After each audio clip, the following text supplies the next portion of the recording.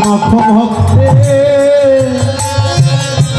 চরণে ধুলি তোমাদের আর কি ভাগ্য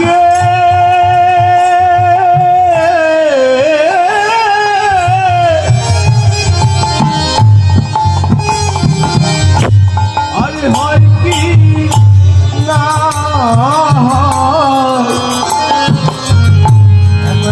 ভক্তে ভক্তে হরিবার হরিবার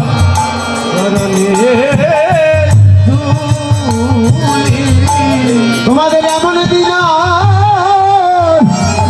আরে হই কি না হয় একবার মাখো ভক্তের চরণ ধুলি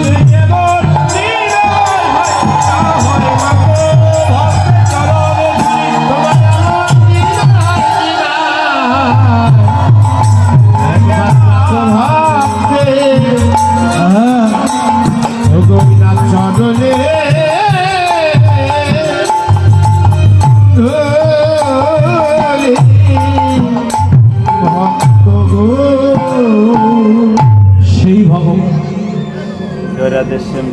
আজ ধমলি শ্যামলি ডাকছে কেমন ভাবে ডাকছে ভগবান আজ সিংহাবে হরে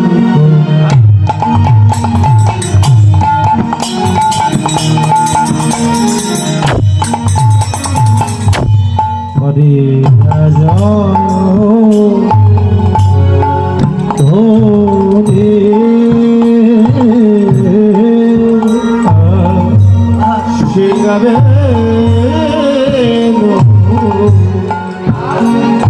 বেলো মুরলি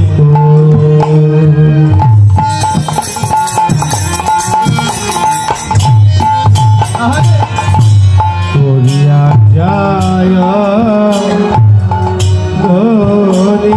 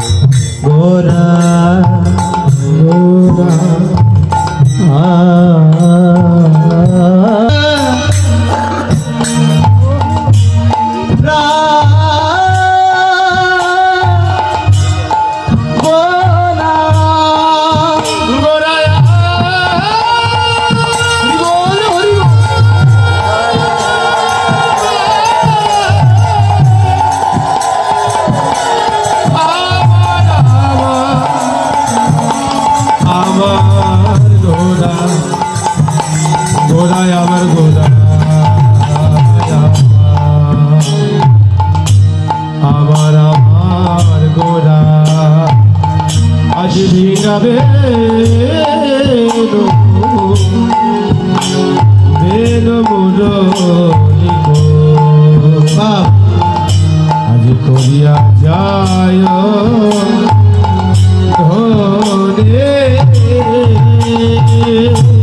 হই হই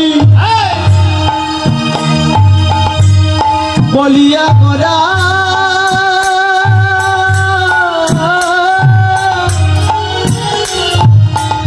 গোরা ফেরায় পাছনে আজ হই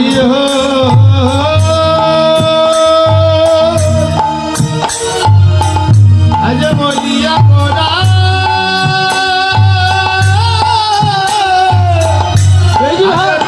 ফেরায় পাছনে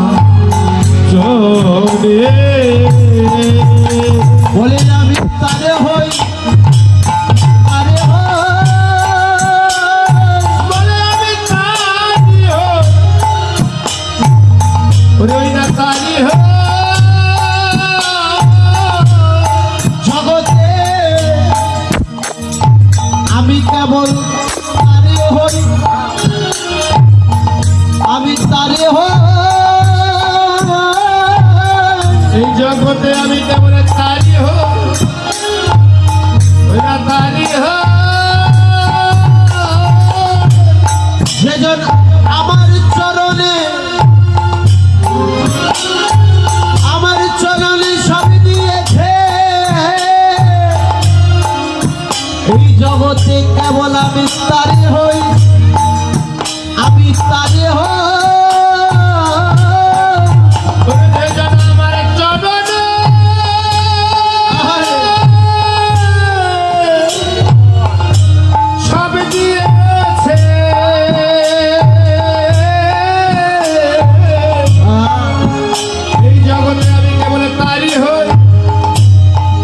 তারি হয় যেজন আমার চরণে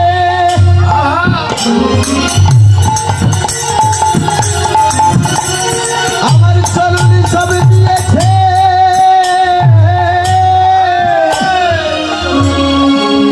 হা গবুর তোমার ফলার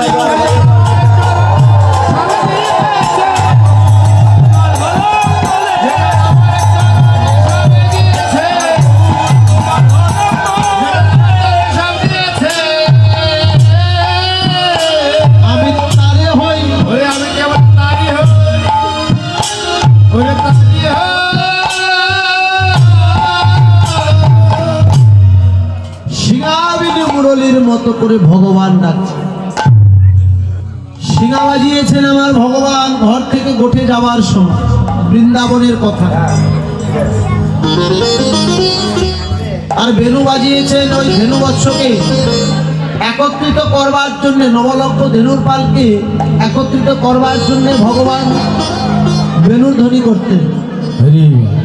আর মুরলী বললেন মা পঞ্চম টানের রাশে আমার গোপীজন, গোপী যারা ছিল গোপীদের সকলের মন হরণ করার জন্য, মনের বাসনা পূরণ করবার জন্য ভগবান মুরলী ধ্বনি করলেন। কিন্তু শিঙা বেনু মুরলী কোনোটাই নদিয়ায় ভগবান আনতে পারেনি, সব রেখে চলে এসেছেন। আজ এসে তাহলে ডাকছে কি দিয়ে? না ভগবান ডাকছে, দেখো দেখো ভগবান কি দিয়ে ডাকছে? আজি বদন বাজাইছে, বদন বাজাইছে, বদন বাজাইছে, বদন বাজাইছে, শিঙা বেনু মুরলীর মতো বদন বাজাইছে, শিঙা বেনু মুরলীর মতো বাজাইছে, শিঙা বেনু মুরলীর মতো বদন বাজাইছে,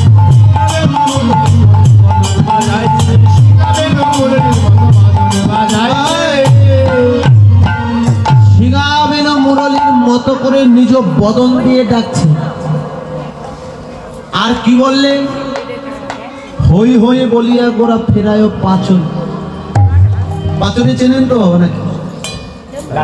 হ্যাঁ, চিনে কারা? যারা ওই যে আগে আগে তো গরু দিয়ে হাল চাষ করা হতো, তাই না? আর রাখাল যিনি থাকতেন তার হাতে একটা লাঠি থাকতো। ও মা, হাতে ওই লাঠিটা থাকতো কেন বলেন তো? যেন ডাইনে বামে না যেতে পারে।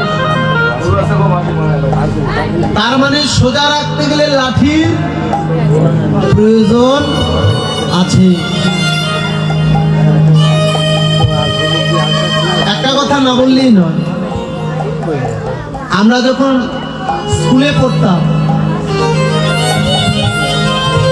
তখন বেশিরভাগ মাস্টার মশাই যারা ছিল তারা বেধড়ক পিটান পিটাতো যদি পড়াশোনা না করে স্কুলে যেতাম। কারণ ওই মাস্টার মশাইয়ের ভয়ে, ওই মারের ভয়ে অনেকেই পড়াশোনা ছেড়ে দিয়েছে। যারা যারা পড়াশোনা ছেড়ে দিয়েছে তাদের কপালের যে গতি, আর যারা ওই মার খাওয়ার ভয়ে যারা পড়াশোনা করেছে তাদের এখনকার যে পজিশন এক নয়। যারা পড়াশোনা করেছে তারা বহুদূর পর্যন্ত যেতে পেরেছে। বললেন বাবা,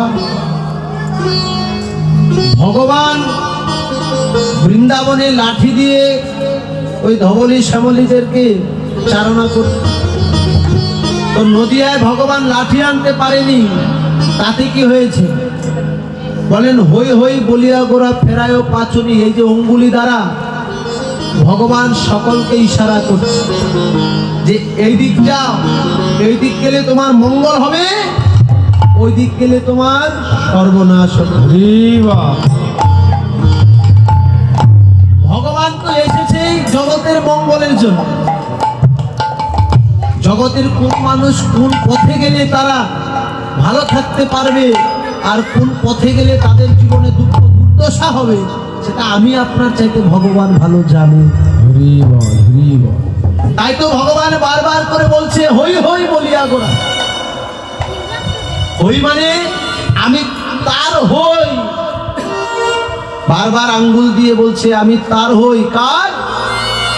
যে আমার হয়। যে আমার হয় না আমি জীবনে কোনোদিন তার হই না।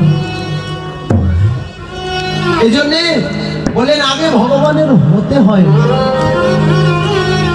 শুধু মন্দির ঘরে বসে থাকলে ভগবানের ভজন হয় না। বিশাল বটবৃক্ষ লক্ষ্য করে দেখবেন, এত বড় একটা বট গাছ, হাজার হাজার লক্ষ লক্ষ বটের ফল ওই বট গাছের তলায় পড়ে, একটাও চারা গজায় না। দেখেছেন কোনোদিন বট গাছের তলায় বটের গাছ? কোনোদিন গজায় না। এটাই জগতের শিক্ষা। গজায় কখন? না ওই বটের ফল যদি কোনো পাখিতে সেবা করে, সেই পাখি যদি ওই কোনো পরগাছা অন্য আরেকটা গাছের উপরেও তার ওই মলমূত্র পরিত্যাগ করে, ওই গাছের উপরে বট গাছ হবে। তদ্রূপ শুধু ঘরে বসে বসে স্বর্ণ থালায় করে ভগবানকে রাজভোগ নিবেদন করলে ভগবান হবে না। যদি তাই হতো তাহলে ভগবান পঞ্চ পাণ্ডবের আগে দুর্যোধনের হতো। দুর্যোধন স্বর্ণ থালায় করে রাজভোগ সেবা দিয়েছিল আমার ভগবানকে। স্বর্ণ থালায় রাজভোগ